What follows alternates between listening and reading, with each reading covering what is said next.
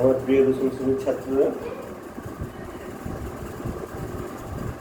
আজ তোমাদের যে চ্যাপ্টারটা পড়াবো সেটা হচ্ছে অভিব্যক্তি বা ইভলিউশন।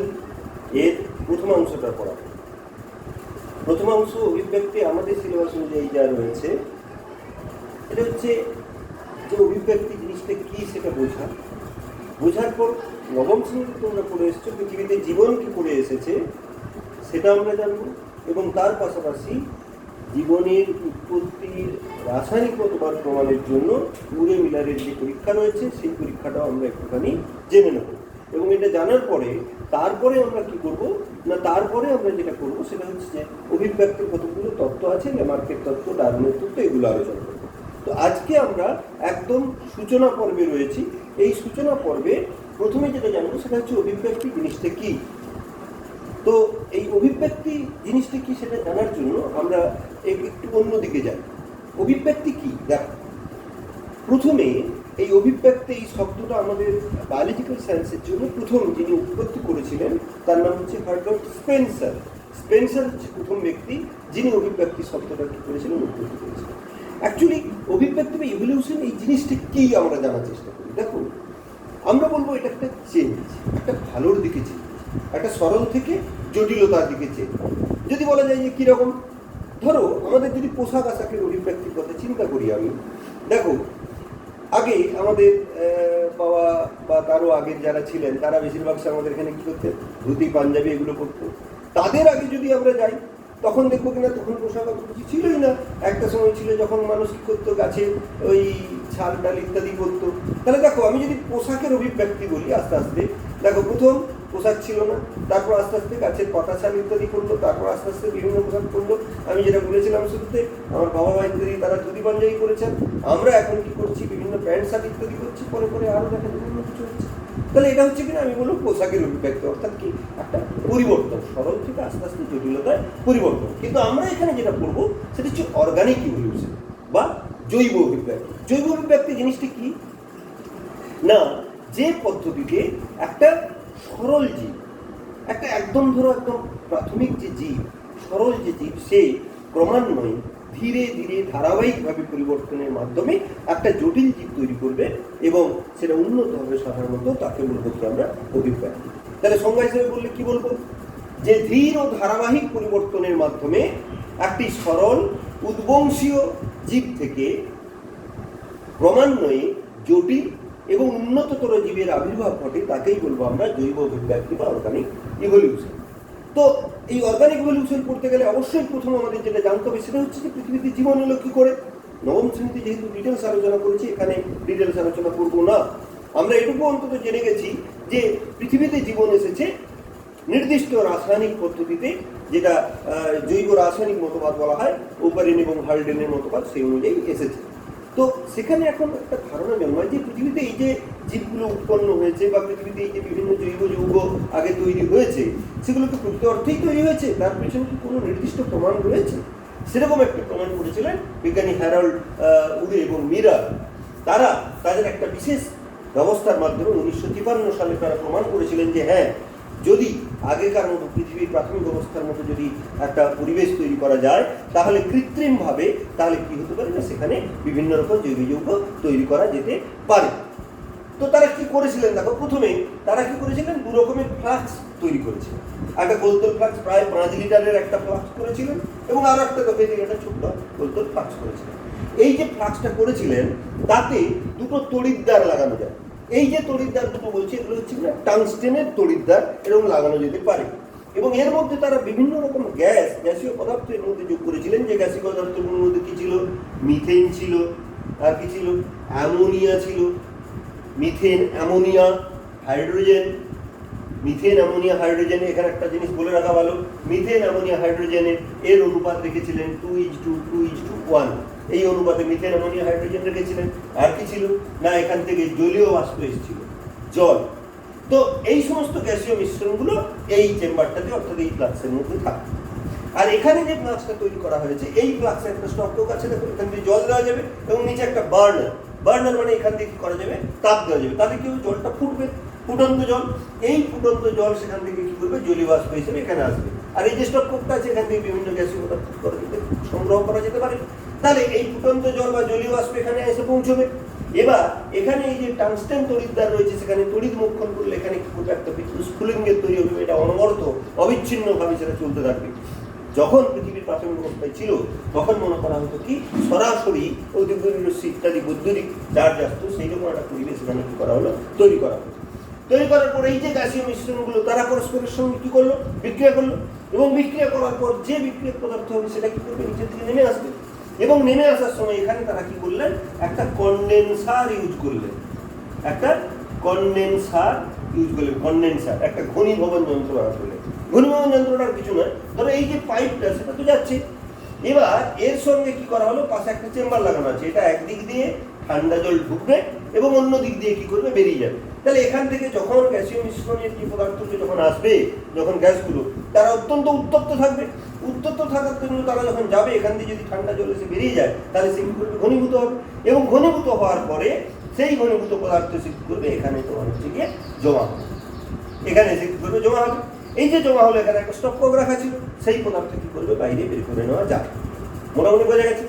যখন এখানে এই যে পদার্থগুলো উৎপন্ন হয়ে এখানে যে পদার্থ তৈরি হলো, যে গ্যাসগুলো তারা এসে ঘনীভূত হওয়ার পর যে তরল এখানে জমেছিল, সেই তরলকে যখন বের করে নিয়ে একদম আধুনিক পদ্ধতি ইলেকট্রোফোরেসিস ইত্যাদি আধুনিক পদ্ধতিতে যখন তাদের পরীক্ষা করা হলো ক্রোমাটোগ্রাফি ইত্যাদির মাধ্যমে, পরীক্ষা করে দেখা গেল এর মধ্যে প্রাথমিক যে অ্যামাইনো অ্যাসিডগুলো গ্লাইসিন, অ্যালানিন, বিভিন্ন তোমার হচ্ছে অ্যালডিহাইড ইত্যাদি কিন্তু এখানে কি করা হলো, পাওয়া গেল।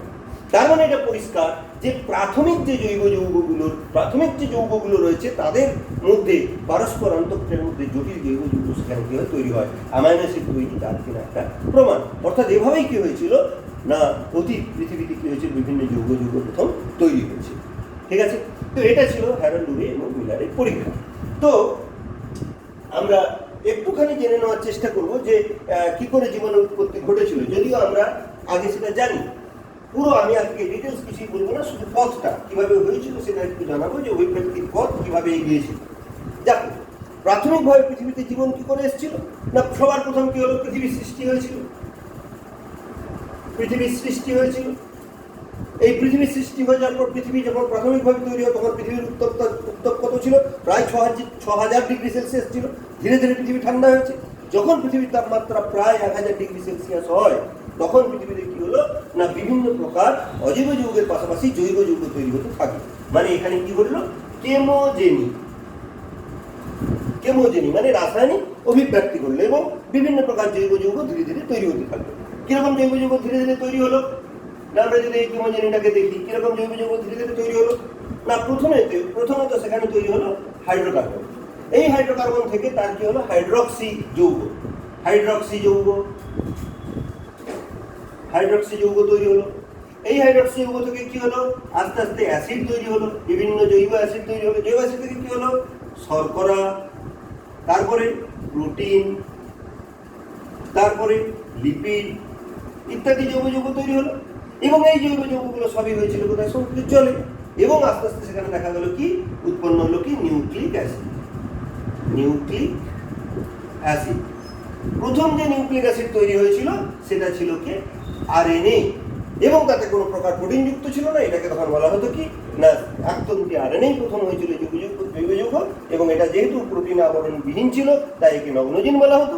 যদিও বিজ্ঞানীরা এই সময়টাকে নাম দিয়েছিলেন আরএনএ ওয়ার্ল্ড, যেহেতু প্রথম আরএনএ তৈরি হয়। কি তার প্রমাণ সেগুলো আমরা আগে আলোচনা করেছি। যাই হোক, তো এই নিউক্লিক অ্যাসিড সেখান থেকে হলো কি, নিউক্লিয় প্রোটিন তৈরি হলো। এই যে নিউক্লিয় প্রোটিন সমেত গোটা যে জৈব যৌগগুলো সবই হয়েছিল কোথায়, সমুদ্রের জলে। হাল্ডেন বললেন যে এরা সমুদ্রের জলে একটা লেই তৈরি করেছিল, সমুদ্রের জলে তারা কি করেছিল, একটা স্যুপ তৈরি করেছিল। তাকে হাল্ডেন নাম দিলেন কিনা, হট ডাইলিউট স্যুপ। তৈরি হলো। এই যে হট ডাইলিউট স্যুপ তৈরি হলো, সেখান থেকেই আস্তে আস্তে কি হলো না, প্রোটোসেল তৈরি হলো, আদি কোষ তৈরি হলো। প্রোটোসেল বা কি হলো, আদি কোষ তৈরি হলো। এই যে প্রোটোসেল, বিভিন্ন প্রকার মডেল প্রোটোসেলের রয়েছে। ওপারিনের যেমন মডেল রয়েছে, আমরা বলি কিনা কোয়া সার্ভেড মডেল, ফক্সের মডেল রয়েছে, প্রোটিনয়েড, আরো রয়েছে মাইক্রোস্ফিয়ার ইত্যাদি। তাহলে কি দাঁড়ালো? প্রথম পৃথিবী সৃষ্টি হওয়ার পরে কেমোজেনি ঘটেছে, অর্থাৎ রাসায়নিক অভিব্যক্তি ঘটেছে, বিভিন্ন অজৈব যৌগ প্রথম তৈরি হয়, সেখান থেকে জৈব যৌগ তৈরি হয়। কিরকম পরপর?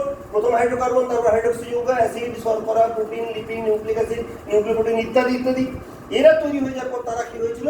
সমুদ্রের জলে কি রূপে ছিল? হট ডাইলুট স্যুপ রূপে ছিল। সেখান থেকে গেল প্রোটোসেল বা আদি কোষ তৈরি হয়, এবং সেই প্রোটোসেল কিনা কোয়াসার্ভেট, প্রোটিনয়েড, মাইক্রোস্ফিয়ার ইত্যাদি। যাই হোক, এইভাবে কিনা একটা কোষীয় সংগঠন, একটা কলয়েডাল কোষীয় সংগঠন কি হয়? সমুদ্রের জলে প্রথম তৈরি হয়। এরপরে কি ঘটে? জৈব অভিব্যক্তি, বা এরপরে আমরা বলবো এখানে কি হবে না বায়োজেনি। এবার কি ঘটবে সেখানে? বায়োজেনি মানে হচ্ছে জৈবিক অভিব্যক্তি। অর্থাৎ এই যে প্রাথমিক কোষগুলো হলো, এই কোষগুলো থেকে ক্রমান্বয়ে কি করবে? জটিলতা উৎপত্তি ঘটবে, এবং জীবের মধ্যে বিভিন্ন পুষ্টি পদ্ধতির কি করবে? উৎপত্তি ঘটবে। প্রাথমিক যে কোষ ছিল তারা অবশ্যই কি হয়েছিল? এককোষী। বলছে তারা কিরকম হয়েছিল না, প্রথম যারা হয়েছিল তারা ছিল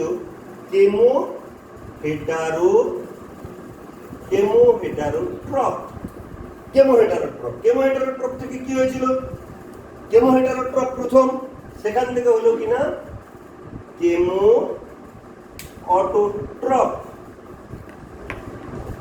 অটোট্রপ বলে দিচ্ছি শব্দগুলো। কেমো অটোট্রপ, সেখান থেকে হলো কি ফটো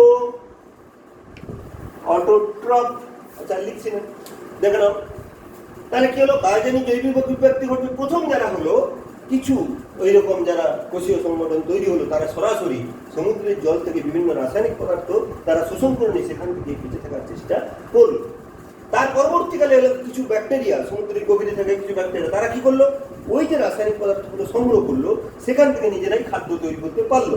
আমরা বলি রাসায়নিক স্বভোজী, কেমো অটোট্রপ। যেমন ধরো ব্যাগিয়াটো একটা ব্যাকটেরিয়া, তোমরা পড়েছো সমুদ্রের জলে। সেখান থেকে কি হলো? কিছু কিছু কোষ এলো যাদের মধ্যে কি হলো না তোমার হচ্ছে ক্লোরোফিল এলো। সায়ানো ব্যাকটেরিয়া প্রথম, তাদের মধ্যে কি হলো? ক্লোরোফিল এলো। তারা কি করতে পারলো? সালোক সংশ্লেষ করা শুরু করলো, সূর্যালোক গ্রহণ করে খাদ্য তৈরি করা শুরু করে। কি হলো? ফটো অটোট্রপ। এবং সেখান থেকে আস্তে আস্তে কি হলো না ফটো অটোট্রপিক অর্গানিজম, বা যারা হচ্ছে তোমার সালোক সংশ্লেষকারী জীব, তারা আস্তে আস্তে কি করবে? উৎপন্ন হবে।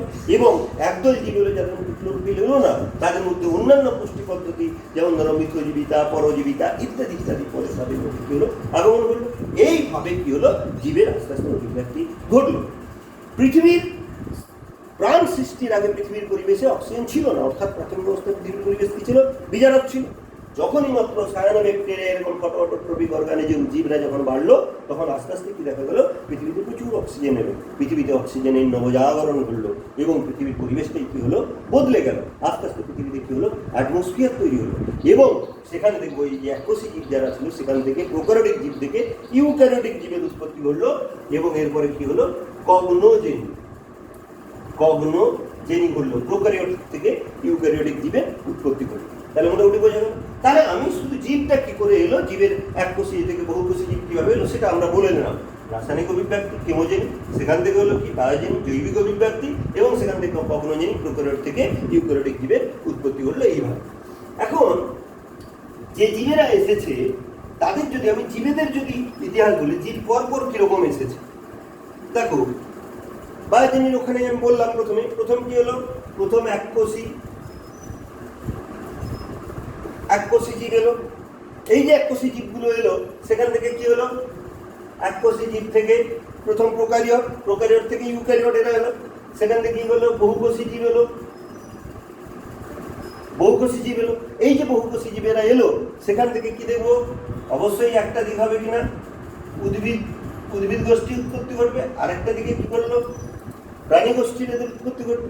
প্রাণী গোষ্ঠীর পরপর নিজেরাই বোঝার চেষ্টা করো, নবম শ্রেণীতে পড়েছো। প্রাণী গোষ্ঠী পরপর প্রথম প্রোটোজোয়া উপরাজ্যের কথা ছাড়ো, তারপর থেকে Porifera, Cnidaria, Platyhelminthes, Aschelminthes, Annelida, Arthropoda, Mollusca, Echinodermata, Hemichordata. তারপর এলো কডাটা বা মেরুদণ্ডী। কডাটা বা মেরুদণ্ডী কিরকম? তাহলে প্রাণী যারা এলো প্রথম হচ্ছে কিনা অকডাটা গোষ্ঠী উৎপন্ন হলো। তারপর কিনা কডাটা গোষ্ঠী এলো। কডাটা গোষ্ঠীতে প্রথম কি এলো? মেরুদণ্ডী। এই মেরুদণ্ডীদের মধ্যে বেশিরভাগই প্রথম মেরুদণ্ডী, জলজ মেরুদণ্ডী কে ছিল? মাছ। এই মাছ থেকে আস্তে আস্তে হলো কি একটা জীব উৎপন্ন হলো, যাদের বললাম কি আমরা উভচর। উভচর উৎপন্ন হলো। উভচরকে বলা হয় কি না, উভচরকে বলা হয় প্রথম জীব যারা জল থেকে কি হয়েছিল, স্থলে এসেছিল। ফার্স্ট ল্যান্ড ভার্টিব্রেট, প্রথম ল্যান্ড ভার্টিব্রেট হলো কিনা উভচর, যারা জল থেকে স্থলে এলো। এবং প্রকৃত অর্থে উভচরের পরে সরীসৃপ, রেপটাইলস, অ্যাম্ফিবিয়ার পরে রেপটাইলস হলো, যারা কি করলো, স্থলে থাকা শুরু করলো। এবার সরীসৃপ থেকে পক্ষী, আর হচ্ছে স্তন্যপায়ী। এইভাবে আস্তে আস্তে এককোষী জীব থেকে আস্তে আস্তে প্রাণীদের এভাবে অভিব্যক্তি করলো। উদ্ভিদের ক্ষেত্রেও তাই। প্রথমে যে উদ্ভিদগুলো ছিল, ধরো এককোষী উদ্ভিদ ছিল, কে থাকে প্রথম? শৈবাল, এরা থাকে শৈবাল, ছত্রাক ইত্যাদি। এবং সেখান থেকে কি হবে? প্রথম হবে ফেলোরগামস, অপুষ্পক উদ্ভিদ। অপুষ্পক উদ্ভিদ হবে, অপুষ্পক উদ্ভিদ থেকে সপুষ্পক উদ্ভিদ। তাহলে এইভাবে কি হলো? উদ্ভিদ জগতের অভিব্যক্তি ঘটেছে। তাহলে এইভাবে কি হয়েছিল? পৃথিবীতে জীবন এসেছিল এবং বিজ্ঞানীদের সুস্পষ্ট প্রমাণিত তথ্য যে জীব কিন্তু একটা নিম্নতর জীব থেকে, অর্থাৎ আমি যদি বলি যে এককোষী জীব থেকে আস্তে আস্তে আস্তে আস্তে আস্তে আস্তে অভিব্যক্তি ঘটে ঘটে তাদের পরিবর্তন ঘটতে ঘটতে উন্নত থেকে উন্নততর জীবের সৃষ্টি হয়েছে। আজকের সূচনা পর্বে এটুকু। পরের দিন আমরা অভিব্যক্তির তত্ত্ব তাতে